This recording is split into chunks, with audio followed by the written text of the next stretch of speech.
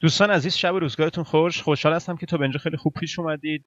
دعوتتون میکنم به درس امروز میخوایم بچه‌ها فعل‌های کمکی رو بشناسیم. منتها این بحث رو من به فیلم‌های قبلی نگاه کردم که 2-3 ماه پیش داخل صفحه یوتیوب دویقان گذاشته بودیم. خیلی از بحث‌ها رو من گفتم بچه‌ها، منتها شاید الان بخوام دوباره اونها رو بگم به زبان ساده‌تری بگم، ولی در واقع نیازی نیست. احساس میکنم فقط اگر یک دو تا مکالمه دیگه و همین فعل‌های مدال رو بگم دیگه کافی باشه و میشه که در واقع به وسیله این فیلم هایی که ساده به زبان ساده شما رو وارد زبان آلمانی میکنه دیگه میتونید خوب اوج بگیرید. خب دیگه یاد گرفتن واژه‌های جدید در هر روز این بر عهده شماست و تمرین هر روز بر عهده شماست. دقت کنید، شما فقط کافیه که بدونید همه اینها کارکردشون یکیه. یعنی تمام این فعل‌های کمکی که من اینجا نوشتم در جمله یک جور نقش بازی میکنن. این خیلی مهمه. به عنوان مثال معنی ولن میشه خواستن.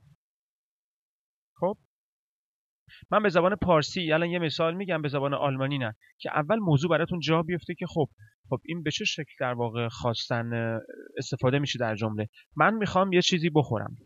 تمام شد. اون میخوامه میشه ولن. بعد صرف میشه. مثلا ich will، شکلش عوض میشه. ich will، du willst، will، sie will، es will. wir wollen، ihr wollt، sie wollen و sie wollen.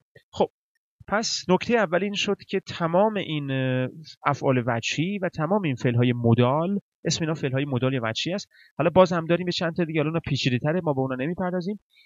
اینها اصلی ترین هاشون هستن که در سطح آهنگس از شما میخوان.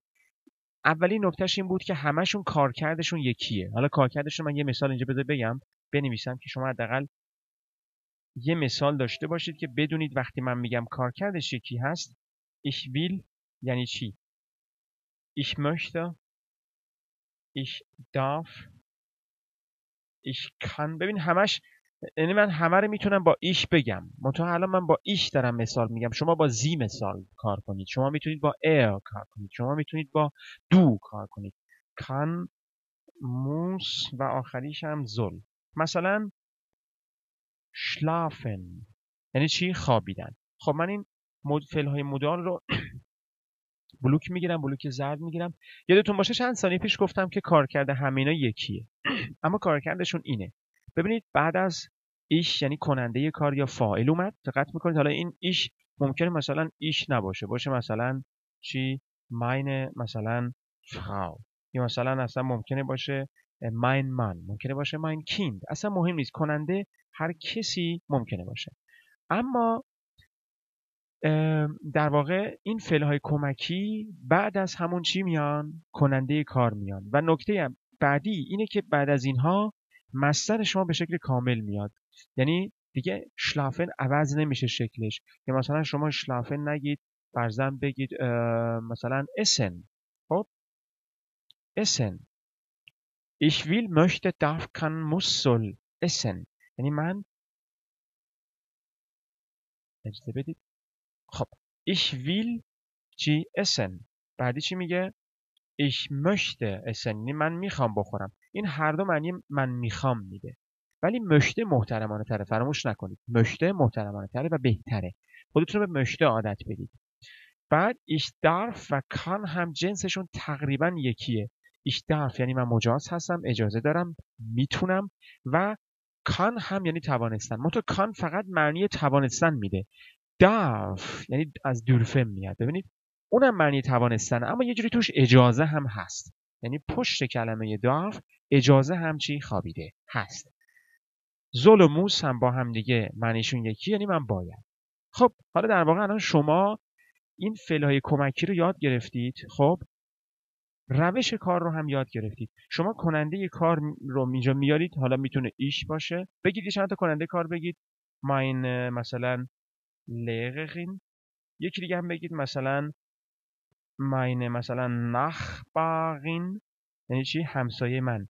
یا meine یا mein Nachbar این Lehrerin. خب یا مثلا mein Nachbar. یه چند تا کننده کار دیگه. ببین هر کسی هر چیزی، meine Katze، هر چیزی میتونه کننده کار باشه. روش کار داریم کار میکنیم ما. بعد یکی از اینا رو انتخاب میکنید بسته به مورد حواستون باشه. مثلا اگر شما باید بخوابید میاد از موس و زل استفاده میکنید.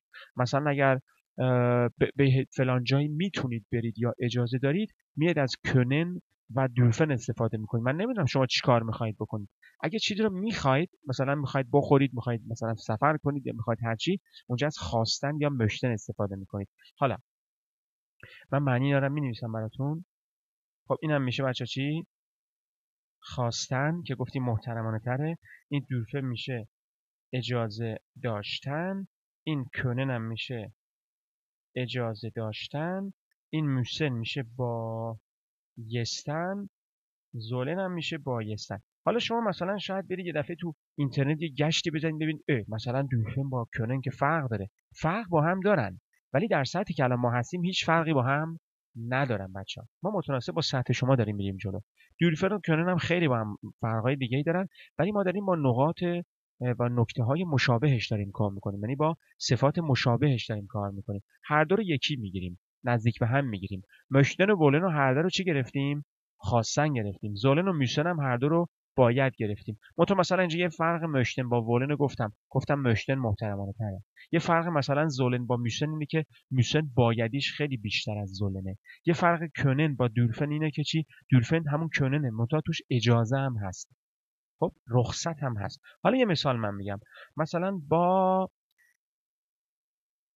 مصدر اسن بگید که من اجازه دارم غذا بخورم. بگید ich darf essen. تمام شد. همین سوالیش کنید سریع. تو اجازه داری غذا بخوری؟ darfst du essen؟ darfst du essen؟ تو اجازه داری غذا بخوری؟ حالا همین رو بچه‌ها اسن رو کردیم چی؟ ich darf essen. از ich darf essen یه سوال در آوردیم. darfst du essen؟ حالا با مثلا بگید کجا اجازه داری غذا بخوری؟ wo. حالا همین رو می‌بینید چی؟ بعد از wo. ببین چقدر راحته. یک ذره تمرین و بالاخره ممارست میخواد دیگه. یعنی همینجوری تو خونه ما بشینیم که آلمانی یاد نمیگیریم، باید تلاش کنیم بچه‌ها. ببین چقدر راحت با یه فعل کمکی مثلا من اومدم یه جمله ساختم، بعد جای مثلا فعل کمکی رو با این کننده کار رو عوض کردم شد سوالی. ببین چقدر ساده، فقط تمرین میخواد شما عادت کنید ببین. و بعد که یه کلمه پرسشی آوردم اینجا و این جمله رو گذاشتم اینجا. darfst du essen شد چی؟ کجا اجازه داری بخوری؟ حالا کجا نباشه wie darfst du essen؟ چطوری مجاز هستی بخوری؟ یا مثلا wieso darfst du essen؟ چرا تو مجاز هستی بخوری؟ چرا اجازه داری مثلا غذا بخوری؟ حالا یکی زرنگه بعد از این لکسیون سریع میره چیکار میکنه؟ میگه ich darf essen. خب بیام مثلا بگم ich darf gehen. بعد میگه خب ich darf kommen. بعد یک ماه میبینید چی داره آلمانی حرف میزنه.